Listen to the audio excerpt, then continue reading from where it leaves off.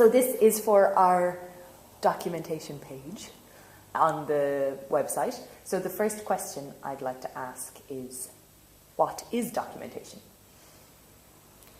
Okay, well, I'll start off and Sheila can come in. I think documentation is the creating of documents about a process.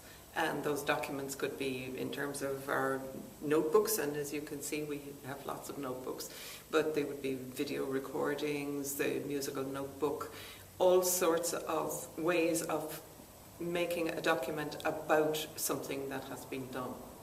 Would that be okay? Yeah, process of note-taking, really, in lots of different forms, and noting things down, recording in whatever form, and making a history of it, basically. Yeah.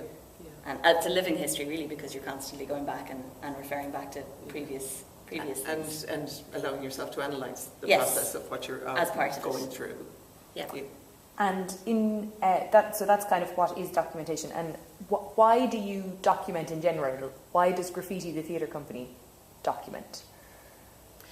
Well, Graffiti has a fairly strong tradition of documenting pretty much every process that we do, be it workshop process or production.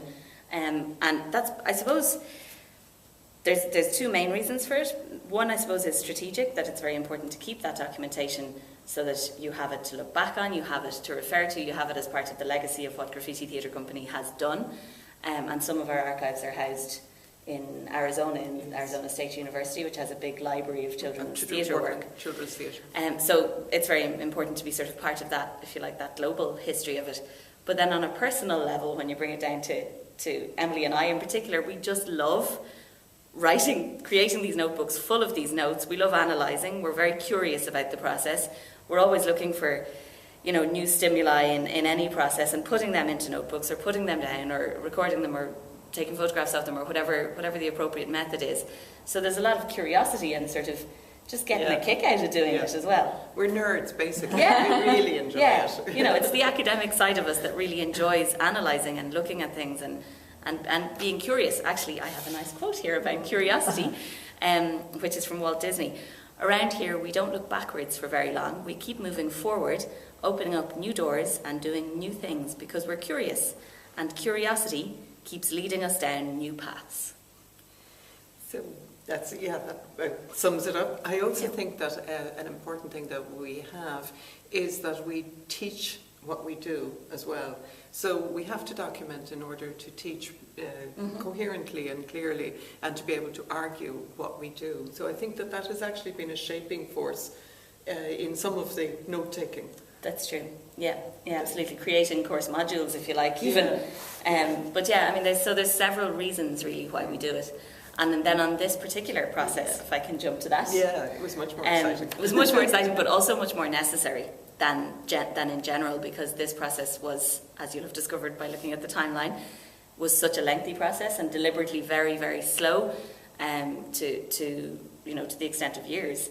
So we had to document things because we would sometimes close these notebooks and put them away for months, certainly weeks, but often even months.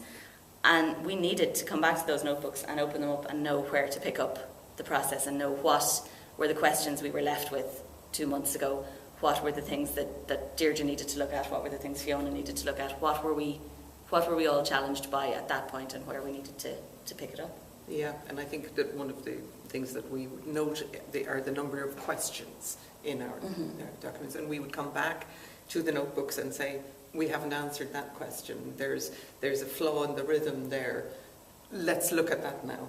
And we would keep going back to the refining process, actually, was what the notebooks allowed us to do, to allow us to get the complete rhythm of the play.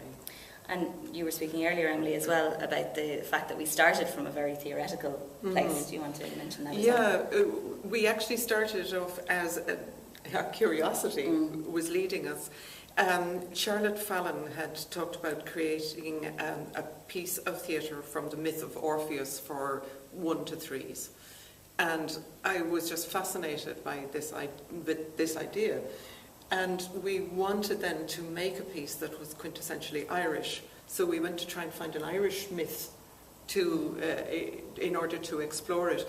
So we did really nerdy things like structural analysis and that kind of thing on the myth that we actually coincidentally both chose. And while the piece has gone very, very far away from it, it actually had that kind of theoretical analysis at a very, very early stage. And in the early stages, it was just Emelie and I in the studio downstairs talking and sharing ideas and texts and images. But really, there was a lot of talking. There was a lot of talking and noting, and going off and setting ourselves little exercises to analyse. And so that became the foundation. So the early parts of the notebooks are all about these sort of leads. Some of them false leads, ultimately, but these things that ultimately became the path of Bhroin. And I was wondering about, but I think it's not an obvious answer, that how documentation from other people could have been useful to you in the past, or as general artists is ever useful. So like when documentation, have you seen other people's documentation, or is there ever a chance to see other people's documentation? It's quite rare, really, to see at least the informal documentation that I suppose is visible through this site. And I think it's a lovely. There's a lovely vulnerability to it, because there's questions and there's rough drafts and there's sketches and there's messes in there. And I think it's lovely to see that process, but it's very rare. I've rarely seen that of somebody else's work, because generally if you do see any sort of documentation of a process, it's quite a polished, finished, published possibly document in some way. Whereas what's nice about this is it's very process driven. This documentation that's available here is very much about all of the stages in all of their glory and all of their mess, you know. And I think, yes, I would agree with Sheila. I mean, I've studied other people's practice, and you do get documentation used, but you don't see the raw work.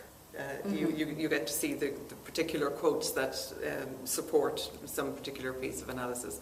And I think it's really not until you get somebody has died and their notebooks are delivered to the National Library or something like that, that you get to see, let's say, Synge's notebooks or Jack Yeats's sketchbooks. We're still alive. And you can see our notebooks.